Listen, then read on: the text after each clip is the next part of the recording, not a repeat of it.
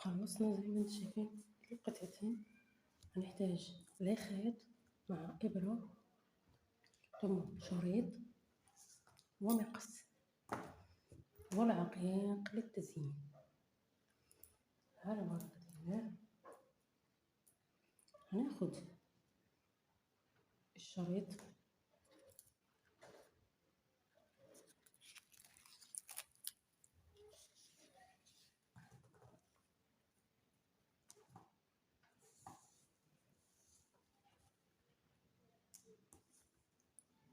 ده هو الوجه بتاعه، ده هو الوجه بتاعه.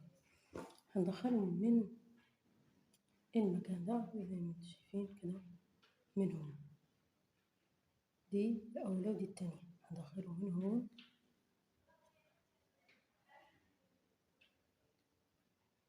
كده، هنبدأ نلف كده وهنجيبه للتانية هي دي. هندخله كده من الناحية دي ثم هنشده كده. هنستمر، هدخله في الإبرة علشان بيجي أكتر سهولة، لكن الإبرة لازم تكون عندها عين كبيرة علشان يدخل. ده عينها كبيرة كده، هندخله بالشكل ده.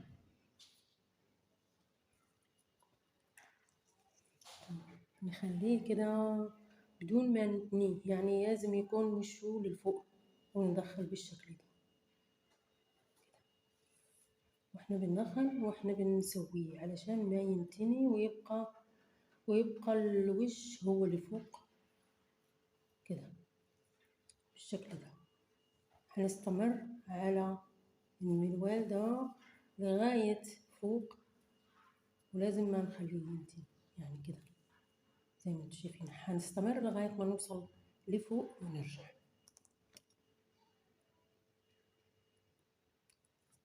شفتوا كيف صار؟ لغاية ما طلعنا آخر سطر. هون هندخل كده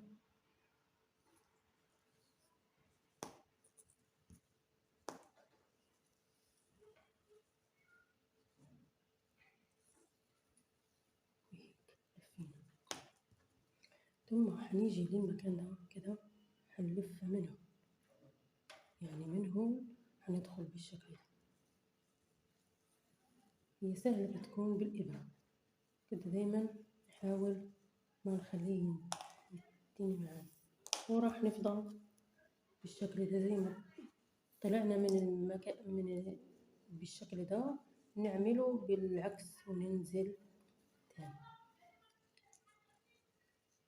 ما راح اقول لكم القياس اللي بيكون فيه علشان انا ما بقيسه لغاية ما اخلص، وبعدين لو في زيادة برجعه لغاية هون، ومش بضيع الشريط وبقطع. لما باخد القياس اللي انا بدي اياه برجع اللي كان زايد وبقطع. راح نستمر على النحو ده لغاية ما نلف لهون ونرجع. دي كانت آخر وحدة سويتها زي ما انتم شايفين. دلوقتي في ده كله راح أوريكم كيف راح تظبطوه وترجعوه بالشكل ده. احنا عايزين بس قياس شوية بس علشان نعمل وردة، مش عايزين كتير وما يضيع الشريط. كده ندخله هيك ونشد، ندخله هيك ونشد ويجي وبسرعة كده بنطلعه لغاية ما نرجعه للبداية. هون بدينا بس القياس ده علشان نعمل بيه كده وردة، كده وردة ما يكون أكتر من هيك. يعني لما تتنيه بالشكل ده علشان شكل وردة يجي لحد هون، ما يكون أطول من هيك علشان ما نضيع الشريط. راح أرجع ده لهون ونرجع. أهو رجعناه صار معنا بالشكل ده. دلوقتي بمسك ده وده، لازم يكون نفس القياس كده ونقطع.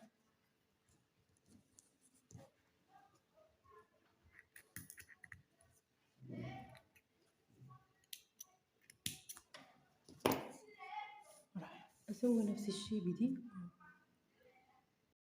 تمام، سوينا زي ما انتم شايفين الأشرطة. هلا هناخد الخرزة أو العقيق، مثل ما بنقول في المغرب العقيق. هناخد دي بالشكل ده كده، هي من هون بناخدها للناحية دي. لازم يكون الوجه هو وجهها هو اللي فوق كده. يعني اللون ده بيكون فوق في وجه تاني، لكن ما بيكون كده في بريق. والتانية من الناحية دي كده.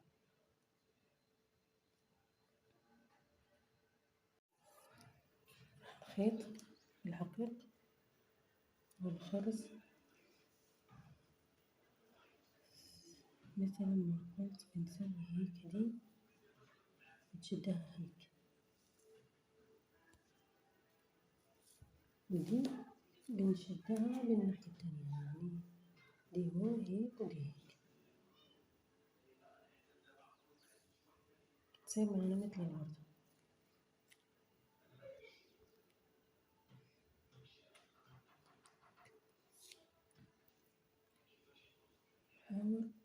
نحاول نصلحها علشان تيجي مظبوطة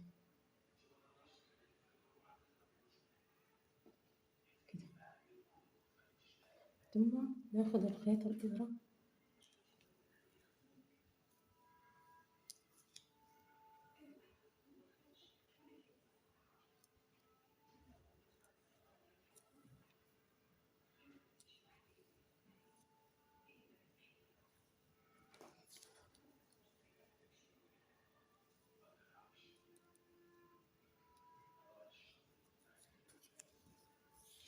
ثم نجيب ندخلها.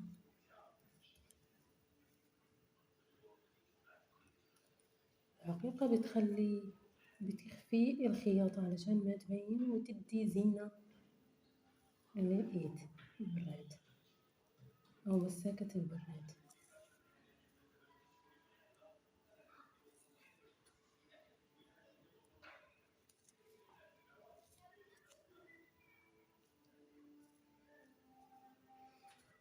هيك نقوم بعقد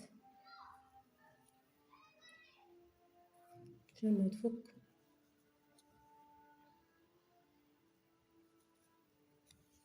ونقطع الخيط.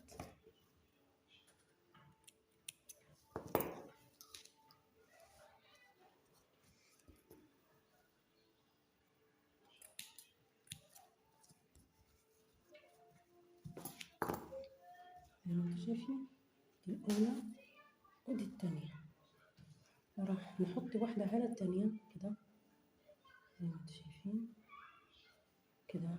واحدة هما نفس الطول نفس العرض نفس الشغل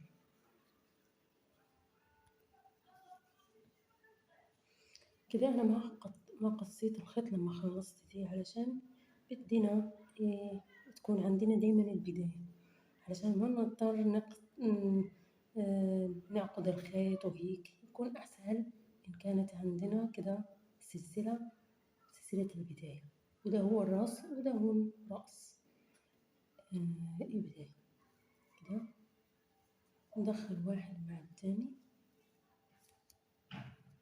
نمسكهم بالشكل ده ونعمل منزلق علشان نمكن التاني مع التاني. والأعمدة اللي كنا بنطلع فيهم زي ما انتم شايفين هما اللي حنسوي بيه ونشتغل فيه كده. هندخل في الأولى والتانية، نعمل غرزة حشو الأولى والتانية ثم التالتة في نفس المكان، ثم حنمر للأخرى الغرزة الأولى والتانية، ثم حنرتفع بواحد اتنين تلاتة ونسوي غرزة بيكو زي ما انتم شايفين غرزة بيكو كده. نخرج منهم كلهم حشو الأول بحشو التاني ودول اللي حيتكرروا معانا لغاية ما نخلص.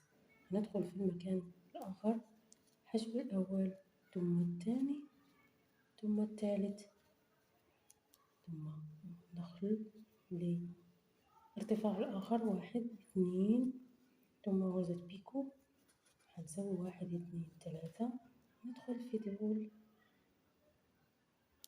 هنا يكون هي زي ما شايفين هون وهون في المكان ده، ونخرج نعمل غرزة بيكو.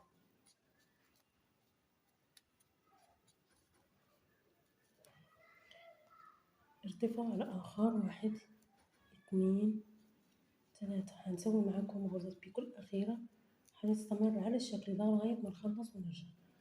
ده 1 2 ثم 1 2 3، ثم في غرزة حشو دي بندخل من هون ثم هون، سهلة كتير. وغرزة بيكو، حشو الأول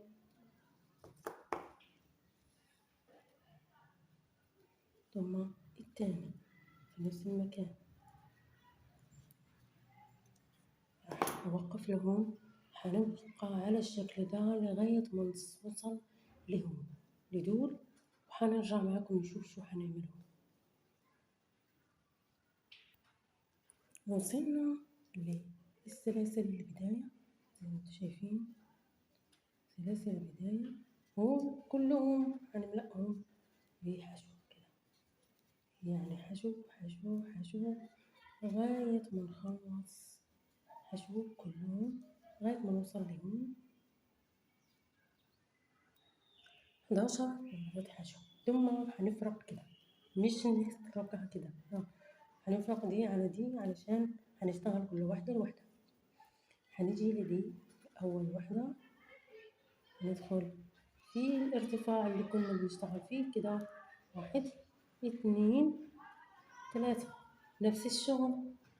نيجي لدي ونعمل فيها بيكو كده كده، وهنستمر لغاية ما نوصل لفوق مرة تانية من هون لهون ونرجع. وخلصنا السطر ده كله زي ما انتم شايفين شكله، واحدة بيكو، ثلاثة غرز حشو بيكو دي كمان.